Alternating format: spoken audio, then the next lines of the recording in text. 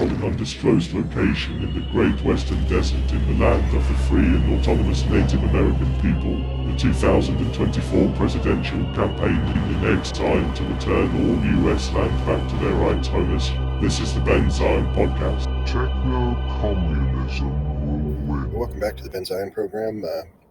It's a beautiful Tuesday morning, and I was up a little early, so I thought I would sit out here and watch the sunrise and do a show. You might hear some chickens, some roosters crowing in the background, because it's that early. It probably doesn't look that way because I'm against a white wall with some lights nearby. I'm in the parking lot, just a couple feet from my door, where I sometimes come when I want to get outside, because it's not too many people in this parking lot at certain hours, although there is at other hours. They could show up pretty soon. I thought I would do a show. I'm talking about stuff close to my door. I had fitful sleep last night, in part because I live in probably one of the most impoverished neighborhoods in the country. One of the more impoverished neighborhoods in Phoenix, a poor city with many, many thousands of people living on the street. And I'm going to say something that's a little NIMBY, but nevertheless, I'm not talking about a real NIMBY thing, just my own personal concern. There's an automotive paint shop about 20 feet away from my window, as a crow flies, and twice a month, I get a strong scent of paint fumes wafting across my apartment, and that was the case last night, feeling a little unwell. And I'm imagining for every time that this happens, every month or two, whatever, that I notice it, it's probably 10 times that it's happening that I didn't pick up on it. So I can't imagine it's real good. But nevertheless, my lease is up in October. So if anybody has an apartment, I'm a poor guy, but if anybody knows of an apartment that not too expensive, maybe somebody has a unit. I'm ideologically opposed to rentiers, but I draw a distinction between corporations and mega millionaires and billionaires profiting off the immiseration of people. Rentiers like Jared Kushner, Donald Trump, or other billionaire rentier who just died a few days ago. Old man, 90-year-old man dying in his bed, quiet and happy after exploiting many tens of thousands of people, contributing to their early demise. I draw a distinction between these large for-profit corporate rentiers and someone renting a unit to their loved one or friend, so to keep the wolf from the door themselves. And that's what I prefer. So if you have a unit that's got its own entrance, bathroom, kitchen, somebody like that, I'm looking for something. Got to start looking at the end of summer. I just thought I'd put that out there for the 6 people who sometimes watch this show. I was talking to, I haven't responded to somebody on Facebook. My God, I actually didn't immediately yell at someone on Facebook. I haven't responded to somebody on Facebook who said something a little bit asinine. Let's just call him Larry. And Larry is, in my estimation, maybe kind of a baby communist. Probably there's a lot of communists who would say that I'm a baby communist. That's to say not as well versed in every aspect of Marxist theory and the ideologies underpinning a humane and sustainable economic system. Although I would contend that almost none of those people with a richer understanding of the history than myself are focusing on the most powerful tool in building a humane and sustainable economic system, advanced algorithms and similar emerging technology. They're not very focused on those things as a part of their revolution. So I think that they're a little underinformed, perhaps. So Larry is somebody who, he made a post where he says, it seems like he kind of took my advice, which is to join a communist organization. I'm not necessarily super impressed by the communist organization for my own personal experience that he joined. I'm not going to get into that. It also seems that he's taking my advice of being a public-facing Marxist tech accelerationist. So, this is about as good of a thing as you can be doing in the world. I was about to say of this my rental situation. I'm a poor guy, but I would sooner live in a tent again than start chasing trying to be a salaryman or just getting on the hamster wheel in that way again, because what are those people doing as a class? Really, they're contributing to the death of the planet. I'd rather live in a tent than do that. But I think that talking to people, and I wish I knew how to do a better job of it, about the ideas that I call Marxist tech accelerationism, is a more worthy thing to do than, say, being a net negative on the world around us by being a capitalist class compatible salaryman. But Larry made some comments that I kind of provoked in support of the United States Transhumanist Party, which I think is essentially a cutout, like in a way that the Heritage Foundation presents itself as some kind of salt of the earth thing, but it's really just an arm, one of the larger arms of the Koch network influence operation. And the Transhumanist Party is an influence operation with a neoliberal mandate. Said that a few shows ago, and on others, how I come to believe that that's the case. And they are doing some limited hangout stuff. It's entirely possible that they'll, endorse a presidential candidate who's calling himself a techno-socialist. But if you look at that board of people, and I don't think that person would actually be a real socialist, but if you look at their board of directors, and it's overwhelmingly people who are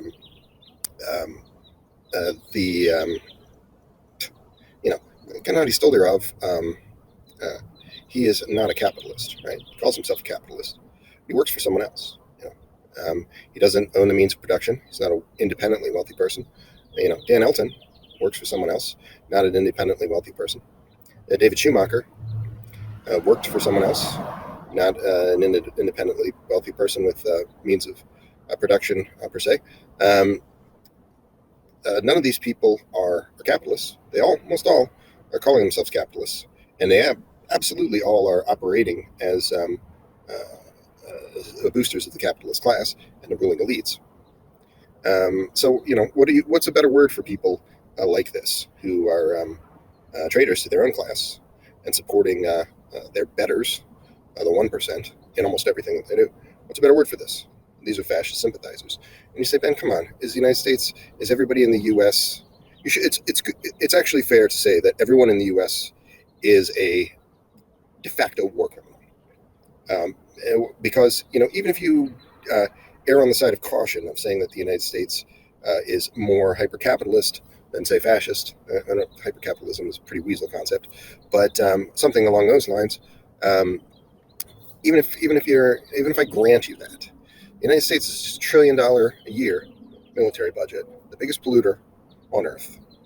And what's worse, it enforces at gunpoint economic systems on the rest of the world wherein they must accept super polluters of a great variety of kinds besides the military-industrial complex. They'll bomb you back to the Stone Age. Maybe that's changing. People are changing their currencies. 30-some countries, if I'm not mistaken, have moved away from the petrodollar and so forth. So maybe that's all changing a little bit, and I should hope so. But nevertheless, this is a system of nearly 100 years, where the United States forces the rest of the world. This is the United States' grand anti-communist project since the Second World War, and in many respects, as it relates to Latin America from before then, to force an unsustainable and inhumane economic system on the rest of the world through the might of its military-industrial complex. This is an evil empire. So even if you say, well, I look at the domestic situation in the United States and I don't see fascism, I challenge you to visit. Go down to Salt River. I sometimes go. Go to any Native American reservation and talk to the people there with a straight face, living in an effective concentration camp conditions, and that's what it is. Native American life expectancy dropped off a cliff when this social murder trickery went into play with the coronavirus. So Native American life expectancy has dropped by 8 years since then. But even before that, the average Native American living on a reservation was living off of literally the average earnings were around $5,000 to $6,000 a year. So that's not a livable situation. It's concentration camp conditions that have evolved in certain ways to avoid being labeled as such, but not evolved in any real ways to actually improve the quality of life of the people there. So I challenge you to go to Native Americans and say that the United States is not a fascist country, when all it's done is behave fascistically to Native Americans for these many hundreds of years. And most people, I don't see any funny guy with a funny mustache. It must not be any Hitlers. The United States is obviously a fascist country, and don't be that person who's just saying that fascism is only a certain aesthetic and not actually what it really is. Genocidal things, and commitment to an inhumane and unsustainable economic system. This thing that the United States has done in its anti-communist project, and it's not just on the domestic stage with respect to Chicano people, Native American people, African American people, and working people generally. Although the treatment of Native Americans and African Americans and Chicano people is off the charts bad. But the United States anti-communist projects, how many people have been killed in these specific theaters? It's talking about Korea, it's millions and millions of people. Vietnam, millions and millions of people. Those were anti-communist wars. The United States pulling out all the stops to see that a humane and sustainable economic system is not built in these places. It's done this many, many times. 40 million dead in the years since the Second World War. The hands of the United States military-industrial complex. It's still doing these things. People have become more critical of this to a certain degree, such that they rely more on proxy wars, like that occurring in Russia. And just in the last few hours, a Russian court issued an arrest warrant for a warmongering lunatic named Lindsey Graham for saying that the United States $1 trillion war, that it's a proxy war that's funded in the Ukraine, is worth every penny because it's killing Russians. It's killing an awful lot of Ukrainians too. But Lindsey Graham doesn't care about Ukrainians or Russians. Lindsey Graham is a fucking lunatic. And you're hard pressed to find any American who's much better than this, really. So commenting on AI generated art of Bernie Sanders playing a guitar in the style of a heavy metal person, and the comments. I don't remember all the comments, but my comment was, what's the name of this song? This was a prompt from the person who posted it, and my comment was, $1 trillion war pigs, Black Sabbath song, $1 trillion added. Not that clever, but there you go. Because Bernie Sanders votes for $1 trillion military-industrial complex budgets that are killing the planet over and over, despite calling himself a socialist. And I would think that should be the bare minimum. But Bernie Sanders is not really an anti-capitalist. Bernie Sanders is somebody who just wants a public health service and is not even really willing to fight for that. He's a piece of shit. He's not a piece of shit on the order of magnitude of Lindsey Graham, but at the same time, if you're serving the capitalist class in any of these ways, you're still a piece of shit on an order of magnitude not separate enough from that relative to a person on the right side of history, a person fighting for humane and sustainable economic system, communist. So the United States Transhumanist Party, they are overwhelmingly these people who are, not your drunk Uncle Joe, whose opinions about capitalism and communism have no influence on anything, right? These are people working for CIA cutout, who are, their influence may not be great, but people like this are manufacturing consent for things in a similar way that Bernie Sanders manufacturing consent for the military-industrial complex by being a sham opposition. And they say that they are not that, and that's why they're so invested in this kind of limited hangout of having people who present as some kind of socialist in their orbit. And that may be what's happening here with Larry. I sometimes complaining about Chuck, another pseudonym, on the show. But Chuck, I kind of actually know a little bit. He's I haven't met him in person, but I've talked to him and did a show with him, and that's enough for me to bet that he's an actual human being. But Chuck lives in another country. Chuck has some conservative baggage.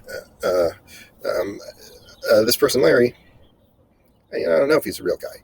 I know that he's interested in carrying water for what is, for all intents and purposes, a CIA cutout.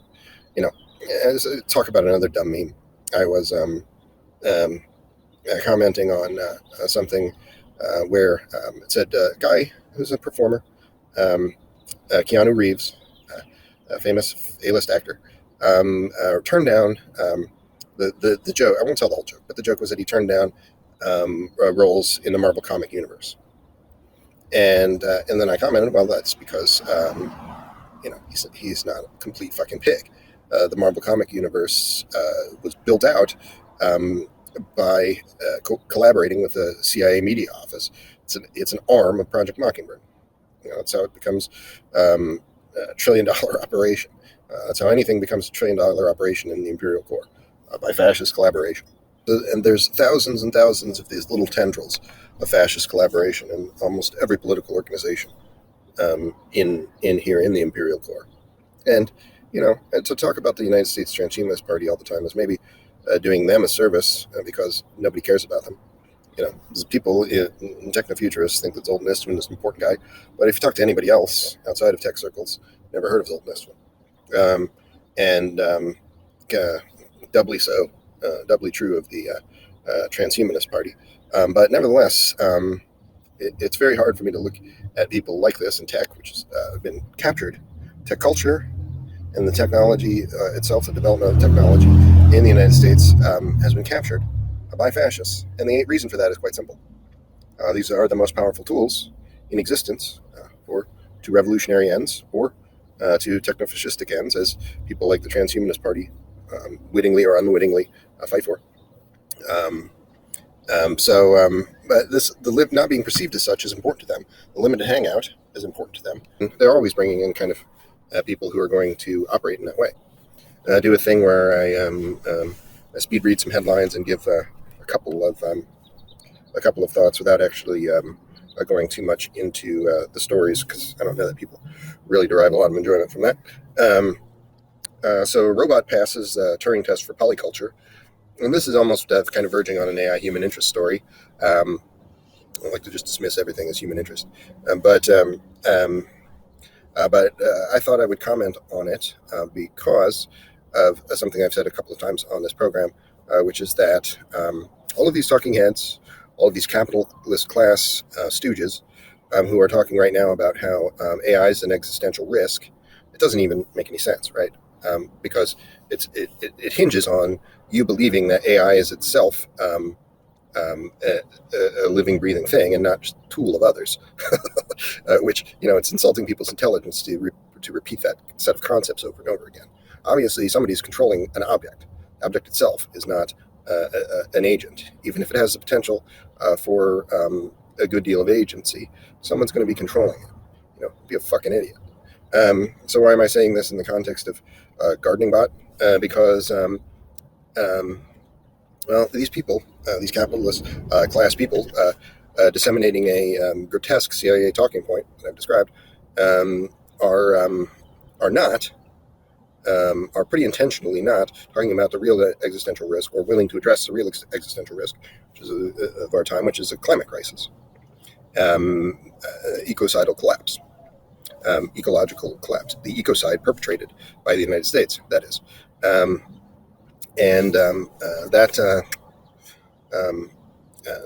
this kind of thing, while a human interest story not directly relevant, brings to mind the concept of what we should be doing with almost all of these things, which is fighting for humane and sustainable. Maybe sustainable is more important, right? There's no work of any kind on a dead planet. And many Marxists would bristle at that idea. NVIDIA sometimes has these big symposiums, and their CEO is a guy who anglicized his name's name's Jensen Huang. He's somebody who came from China and has worked for in the U.S. for a long, long time. Probably Chinese Communist Party loyalists would look askance at a person like this. I don't really know Jensen Huang, and I don't really know all that much about Chinese Communist Party, but I would imagine they're not super impressed by U.S. mega millionaires and billionaires, whether they were born in China or not. But he said some things of interest in the news that are making headlines. He doesn't believe this narrative, the CIA talking point about AI, is basically one of the takeaways. And also the other takeaway is something that I said, I was saying to people maybe 8 or 10 years ago, that I thought that programming could be one of the first things to be automated to a high degree, which has proved to be true. In about the last year, nobody really listened to that or believed it too much. I think probably people have a rich understanding of these things, probably would have said much the same thing that I said, and most of those people have a richer understanding than I do, but I kind of try to just sometimes glean some relevant information and do with it what I can. I'll go back to something that I haven't talked about in a long time. I will read part of this article. The brighter side of news, scientists believe a space elevator to the moon is possible using today's technology. I did some work on a space elevator project, such as it was, a few years ago, and so this came across, and I thought I would read a little bit. One of the primary hurdles to exploring our solar system is the overwhelming costs associated with leaving Earth's gravitational pull. According to Zephyr Penner, the issue at hand is fundamentally rooted in the working principles of rocket engines, which involve propelling mass in one direction to generate the necessary thrust for spacecraft. The process requires significant amounts of propellant and still needs to be accelerated in tandem with the spacecraft. The cost of transporting a single kilogram into orbit is astronomically high, reaching tens of thousands of dollars. The expense multiplies when considering missions to the moon and beyond, leading to a heightened interest in discovering more economical methods of reaching orbit. One proposed solution is the space elevator. This concept involves the cable extending from the Earth's surface to the orbit, offering a route to ascend into space. The primary benefit is potential to harness solar energy for the climbing process, thus eliminating the need for onboard fuel. However, this idea presents a significant challenge. The cable required for such a thing would have to possess exceptional strength. Carbon nanotubes are a possible material for this application, provided they can be developed to the necessary length. So the proposal that I worked on was something that was going to not use carbon nanotubes, but a similar, or a quite strong, more realized thing in material science that pushes up to that strength. And this a paper that I worked on, the idea was basically to hang a cable most of the way off Mir, and a cable not made of carbon nanotubes, but of an almost strong real thing. So it didn't go the whole way down. It doesn't have to be moored, and it would be made of a less strong material. It would only go, so basically just fly some of the stuff in the ordinary way. You could even use a solar plane now almost, and then put the payload on, get it up to the point where it's almost out of orbit, and then go the rest of the way. So this is something that would be a low-cost space elevator relative to what's described in the story as, it could be a real breakthrough. It's still a $1 trillion project. The proposition that I worked on was something that was a good deal smaller than that.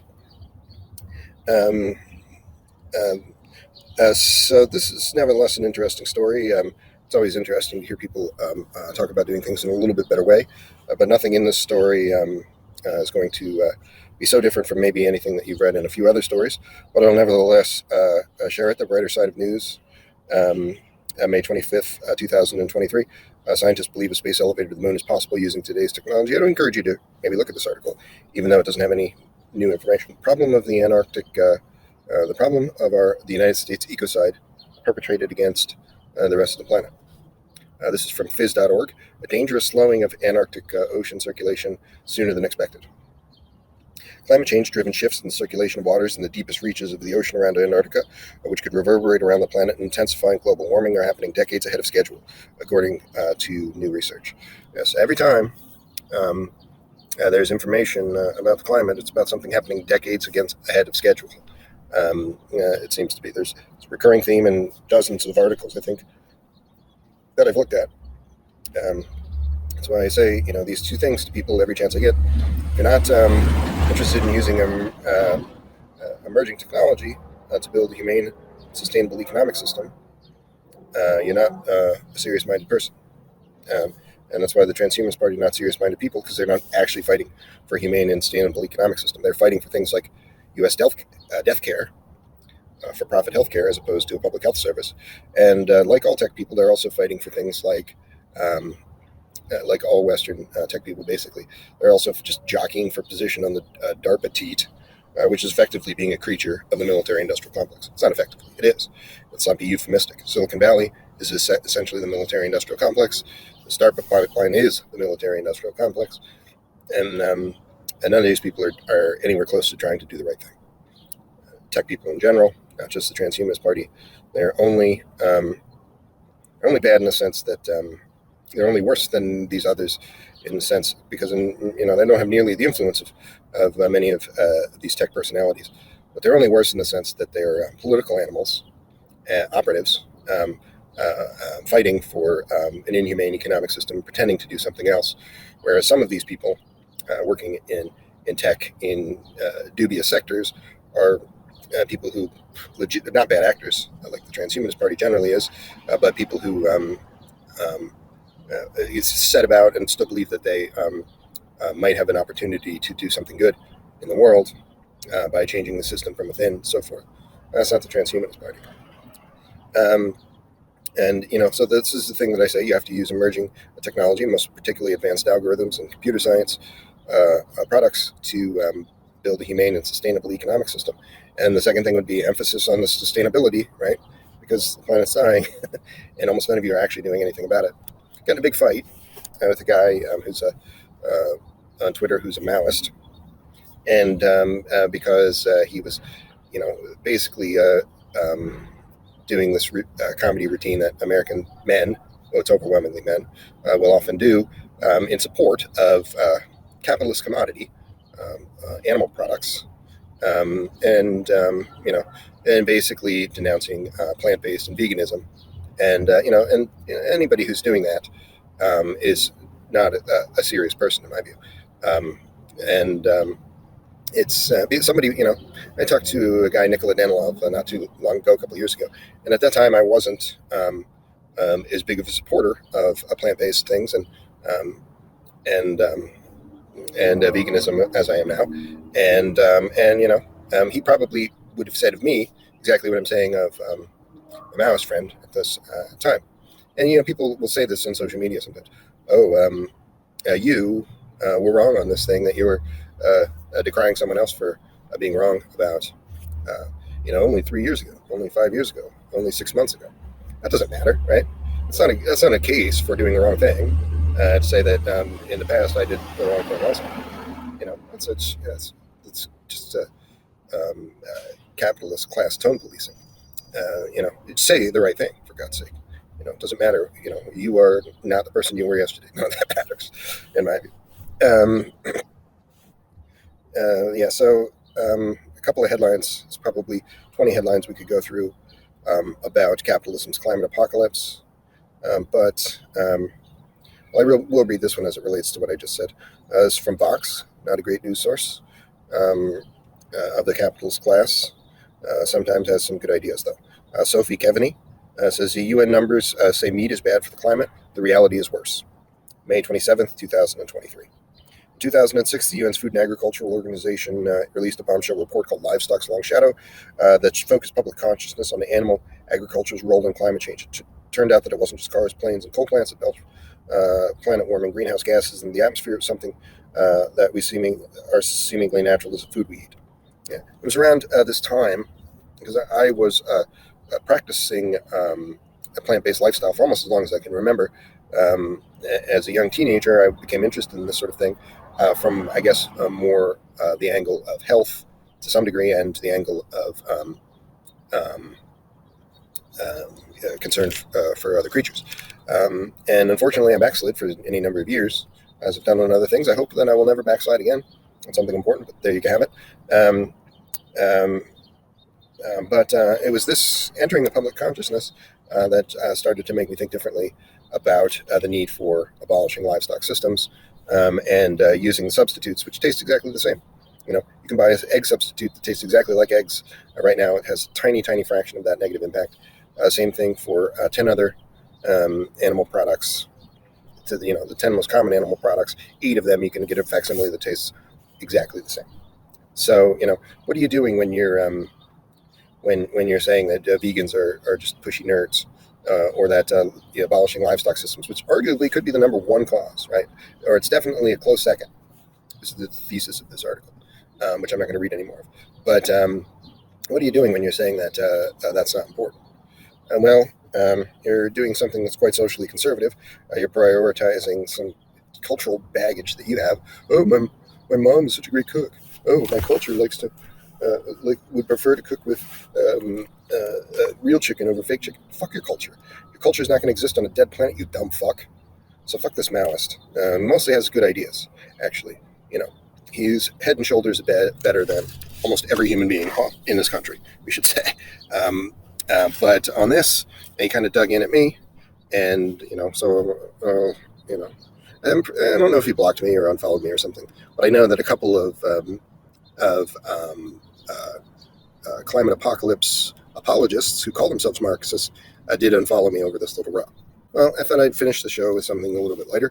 I've been using a program called SOVIT's SVC to change out voices in songs.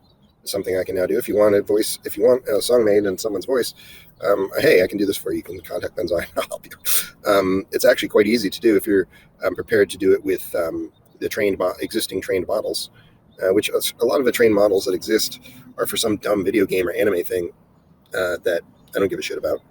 But I became interested in this because I thought, there's probably enough trained models now.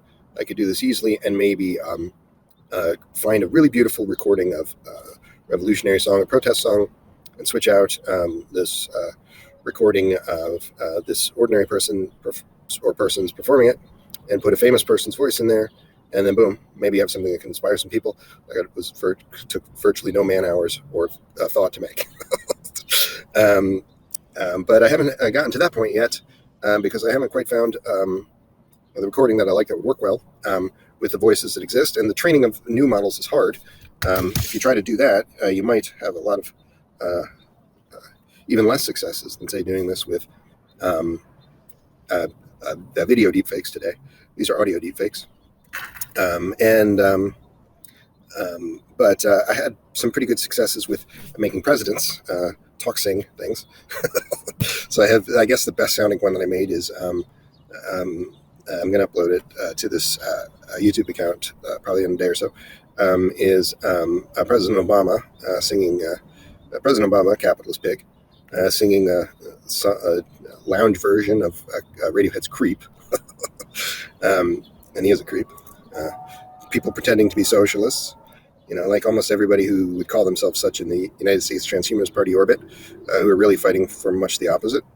And Barack Obama is a much worse example than that, because he could convince people that he was going to break the mold in some way of U.S. predatory institutions and imperialist institutions, and then as president did nothing of the kind, virtually nothing of the kind. So that's a bad person. But people will say, "Oh, you don't like Barack Obama? What about Republicans? They're worse." Yeah, they're not really that much worse, actually. From the vantage point of a communist, they're not worse.